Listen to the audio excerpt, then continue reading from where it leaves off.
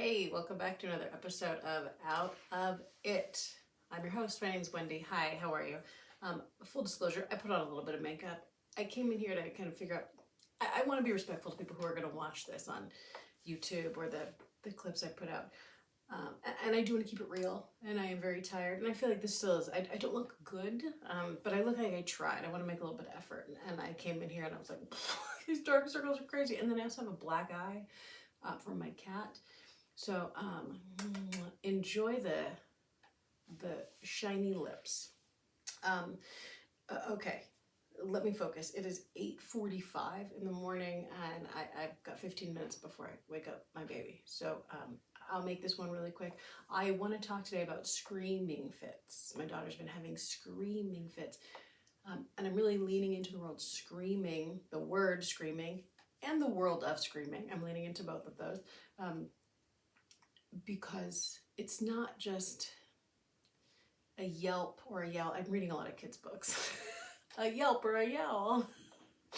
A scream and a scowl. But it's literally like just screaming at the top of her lungs. She did it the other day. We're not heavily potty training. She's 22 months old, but we are like multiple times a day. Like almost every time we change a diaper, we're sitting on the potty. And she was sitting on the potty, and it's towards the end of the day, and she's tired. And so I get all that. If you're tired, you're hungry, or just you feel a little, things feel out of whack. If my energy's off, I'm home with her all day. So if I have a real shitty, anxiety-filled morning, it shows up in her later in the day, and I'm aware of all that. It still is jarring to have your child sitting on the potty or anywhere, especially on the toilet. We're just sitting there. Normally, it's a pretty calm event.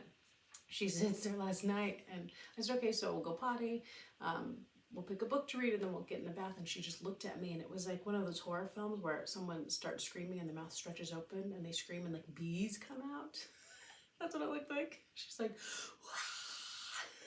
it's terrifying. And I had the presence of mind. I've been reading this book, Janet Lansbury's No Bad Kids. Love her. She got a great podcast, Unruffled. I can't recommend it enough. Listen. I listen to it for like emotional support. And that's kind of what I'd like to do with this, except for I'm not an expert and I have no idea what I'm doing. So I'm kind of like she's the person who tells you here's what to do. I'm the person who tells you like, hey, I'm also fucking up nonstop. And it's still okay.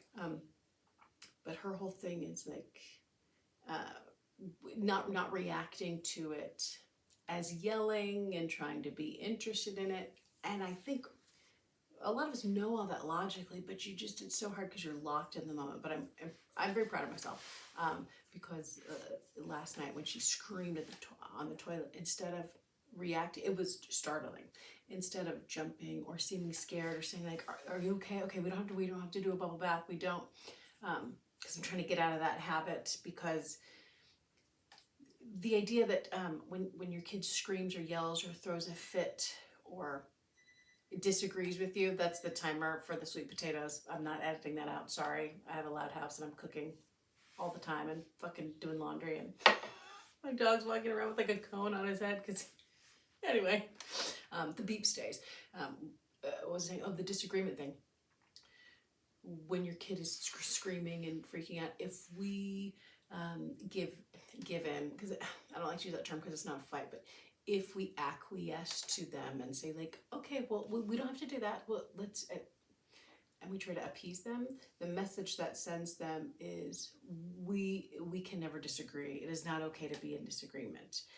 It is unsafe for us to be in disagreement, and that's not something that I want to send to her. I was doing that at the first part. It's my first child, and child, I've never said that. She's my first kid.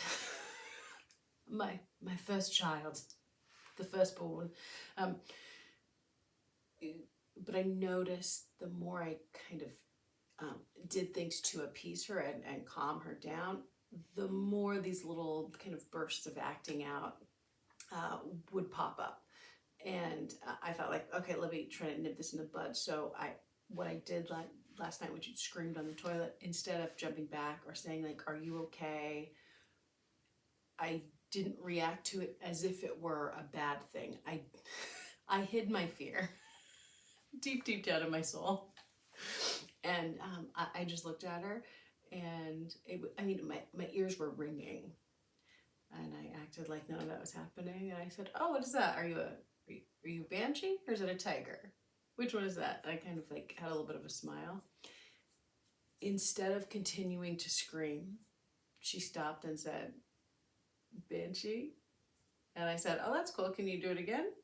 And she did it again, but it wasn't as loud, and she wasn't, it was with a lot less passion.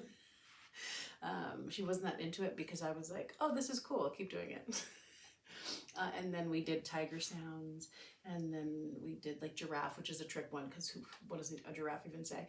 And it worked. She became calm.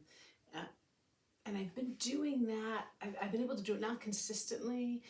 But anytime she's acting out, and she was doing this thing for a while where she was hitting her head. She would get frustrated and she would run and like bang her head onto like just anything, a hard surface, usually like a dangerous thing. It wasn't like on a soft pillow or a pile of marshmallows. It was like a hard crack on the floor. And your first reaction is to be like, "Oh my God, don't hurt yourself." But with that, I started just, well, I think about when I do that, because here's the thing, I do that. I can't even pretend like I'm not emotionally volatile person, especially when I was younger. So I get it. There are times now where I'm like, I also want to just sit on the toilet and scream. So I'm trying my best to see from her point of view, like, oh, she's just a human being. Is it weird to me? Does it stress me out because this is like my little kid and I want to make sure that like, everything is cool with her? Yes, but like when I want to hit my head against something or sit on the toilet and scream, I don't want someone to come and tell me to be quiet or calm down or like, "Hey, that's enough. Just like, let's go draw about it." And sometimes that works after the fact, but sometimes it's like, "Oh, I get it. You just gotta scream."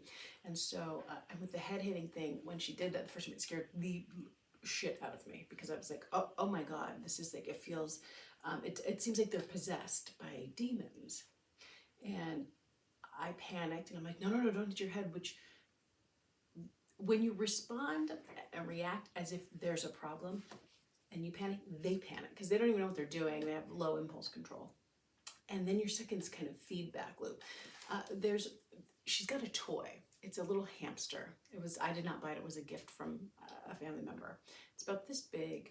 I tried to find it. I believe we hid it somewhere far away because it's so annoying. It's got a battery in it, and when you turn it on, it has a little voice recorder in there, and it just repeats what you say. So you're in a constant feedback loop. And she got it when she was, I don't know, 5 months old.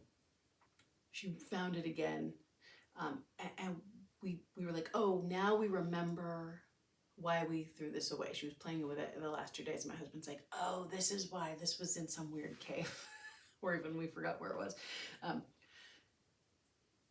At first, it's cute. You're like, "Ma, ma, ma," and it ma, ma, ma, goes back at you, and she would laugh, "Ha ha," and it would laugh back. Well, then it starts to feel, when someone's giving you back the same thing, it starts to feel like it's mocking you. And this happened when she was 5 months old, and it happened again in the last 2 days, where she got very frustrated very quickly, and then she would scream, "Ah," like, "Stop," and the hamster goes, "Ah, stop," and it just does it back to you. And I was watching the hamster, and she was getting very frustrated, and she picked it up and she threw it, and I was like, oh my God, this is what this is what I'm doing with her during the day. If I react in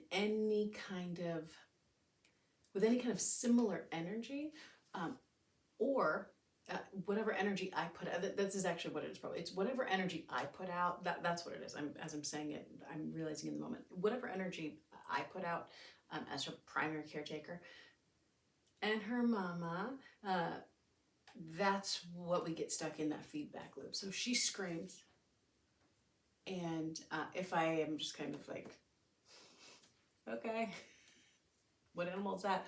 Or I say, "Oh, that's a big scream. Can you do another one? Can we do it like this? Oh, are you singing opera?" Like, I just kind of, I react as if it's a fun, silly thing that we're doing. It dissipates it and drops off. if I react, it's like, hey, that's loud, stop. I get that same, whatever I put out, that's what I get back from her. And that's how we get stuck in this kind of feedback loop where no one's happy, everyone's stressed. And then I notice in her, it comes out later in the day. So that's something that I've started to do. Oh, the head hitting thing. I'll tell you this real quick and then I gotta go. In case your kid's doing any kind of a weird like body throwing, head hitting, whatever it is. And also she clawed at my neck last night. She's like almost 2, be 2 in a couple months, and she's doing this thing right before she falls asleep. She's like kind of unleashing all the adrenaline in her body, and it feels like I performing an exorcism. Like she just lays there in bed. This happened last night for the first time. It was wild. She's like screaming and clawing at me. So what I started doing is saying, okay, well, if you don't claw at me, I'm not going to let you hurt me. But here, if you want to dig your nails in something, which I get, you have a stuffed animal. Have a hug a bear, claw a cow, and she'll do that. She's starting to make that connection very quickly, where she would like claw, and I'm like, oh, not a mom, and she's like, animal, and so she grabbed a stuffed animal. So I'm look, hurt one of these innocent things. They don't have to wake up and do laundry and cook. They can sit here and have stuffing coming out of their neck. Like, just redirect all of your anger at small animals. I feel like that's probably not the way to do it either. But I'm learning that it dissipates, it goes away if we acknowledge it but don't make a big deal about it. And I was kind of going overboard, like overcorrecting early on. Like I would almost ignore it, which is also, for at least for us, not great. To if she's screaming, she knows it's loud, she knows I can hear it, she has to know it's annoying. When I am having kind of an episode, a tantrum, I know it's annoying. And so if people act like they don't hear you and they just kind of block you out, you're going to do it more because you're like, well, part of the reason I'm being annoying is because I want your attention. So if you're going to ignore me, I'm going to really double down. But also there's this weird element where you can't control it. Anyway, I'm going off the rails. I'm really projecting my own thing here, which we'll talk about in another episode. But with the head hitting thing, I would say to her, I can see when it's going to happen. You can see like the build up where she gets frustrated with something, and you can see she's just like looking for something to like whack her head on. And I say, hey, do you want a bonk? Do you want a bonk? Instead of panicking and picking her up and making a big deal about it, I say, do you want a bonk? And she'll be like, yeah. And she won't even, at that point, she's kind of on such a mission to bonk. She won't really interact with me, but so I'll just say, okay, well, if you want to bonk here, bonk my leg, my thigh. It's a soft thigh at this point in my life. It's a thicker, softer thigh, so it's great for toddler bonking. Be like, bonk my leg, or bonk my tummy. No, that's a soft bonk spot. Bonk my tummy, or I've been trying to not do bonk a pillow, but if we have a pillow or something soft, we can bonk. I'll hold it up. But I try to do leg or tummy because that way she's staying close to me and also not become silly. And you're teaching body parts. So you're hitting a lot of, I feel like Ms. Rachel would be very proud. You're learning about emotions and different the meatiest parts of the body. But so that started working almost instantly. And then the bonking, the headbutting stopped. It was only like a 2-week thing. And when I feel like it's going to happen, or like a head throwing, we say, like, okay, well, if we're going to do this, let's go somewhere soft. I'm like, let's not. So that's what's been working for me. Don't freak out about it. Don't ignore it. Just kind of like address it and say like, okay, I get that you want to do this thing, so let's find a way to safely get this out of your body. And also, if it feels to you like, oh, this is false, like that, think about it this way. You do want them to scream at the park or wherever. if they're gonna start screaming or flipping out, get it out now so that you can like have a good rest of the day. We did a family photo shoot the other day, and it was like at her time when she would be having bath, and we were just out in some fields posing by a bunch of flowers, and her food schedule was off, everything was off, and so she was like, and she just has to like prance around in front of a camera, which she's great at, but she's also like a kid, so she was just like kind of lost it and just started screaming. And a couple of older family members, hey Cooper dog, that's my dog, click clack click clack with the comb. A couple older family members were like, hey, that's enough, that's okay, what's the matter? And I just want to punch everybody in the head. I'm like, she's hungry and tired, and this is annoying. That's what's the matter. I get very different. I'm like, and don't tell her that's enough. No, get it out now. Scream in this field of wildflowers. Get it out of your system. So I'd rather have it here than in bed, where I have to like defend myself and protect your head. Scream out here in this field. But so that's been my journey with screaming, and the thing that's currently working. And we know with parents, parents know it, we know with parents. And as we know with parenting, as in life, everything changes. You think you figure out like, oh, this is the way this works all the time. And then a week later, you're like, well, that little trick doesn't work anymore. Now I have someone just screaming and hitting themselves in the head. So time to find a new solution. Yeah, so let that be, maybe let's work on that for the week. That's what I'm trying to work on, is being very conscious about everything I say and do around my daughter, and trying to not become a feedback hamster. I don't want to be that little feedback hamster that it's something that if you just be aware of it and your reaction to the thing that they do. And it's so difficult, especially because sometimes it's like, I don't know, for me it feels like sometimes it's like every 10 or 15 minutes there's like a new thing just kind of popping up.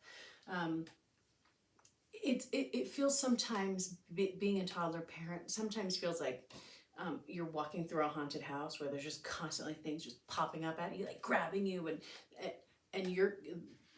and your mission is to walk through this haunted house. You've never been through it. You're unfamiliar with it. You're supposed to just walk through this thing and not react. It's very difficult. And I can, you make it a couple turns, and then all of a sudden there's like a clown with a hatchet, and you're like, whoa. Okay, that one got me. And now we're having kind of a thing, and you just, okay, move on. It's just a haunted house. It's just a kind of costume, but it's still in the moment. I can't find it. Scary, I think, is a great word, because it lights up every part of your body, and then it goes away, and everything's cool, and then you turn the corner, and it's a big spider with a chainsaw. I don't know, but so that's my journey with that. This is too long already. I gotta go. This is too rambling. I would like to hear what's going on with you, what solutions you have, what's working for you. And hopefully I will talk to you soon. I am so tired. Oh, all right. Have a great day. I'll talk to you soon. Okay. Thanks for being here. Bye.